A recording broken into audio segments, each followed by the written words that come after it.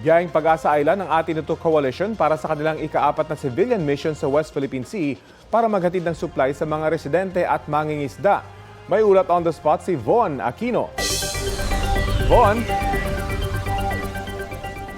Rafi, sa kabilangan ng 10 oras na delay sa pag-alis sa Port of Manila, ay naasahan pa rin na darating itong MV Kapitan Felix Oca alas 5 bukas doon sa Pag-asa Island para sa 4th Civilian Mission to the West Philippine Sea. Samantala, simula pa kanina umaga ay binubuntutan na tayo ng isang Chinese Coast Guard vessel na nasa loob ng ating exclusive economic zone. West Philippine Sea!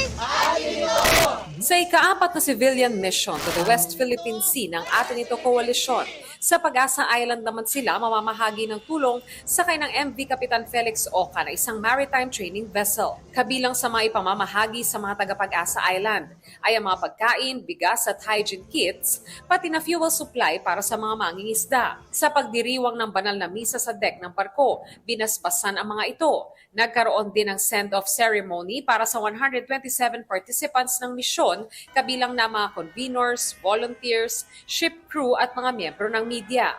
Simbolo ito ng minimithi nating pag-asa na makahanap tayo ng prinsipyadong pagkakaisa at pagkilos at umasa tayo dahil diyan babayain ng Panginoon ang ating tagumpay. Dahil kasi hindi mapanganib dapat ang pagpunta sa Pag-asa Island. Ang pagpunta sa isang munisipyo na sakop at teritoryo ng ating bansa. Pero dahil sa pandarahas ng China, kinakailangan kong sabihin, ingat. Dahil may panganib.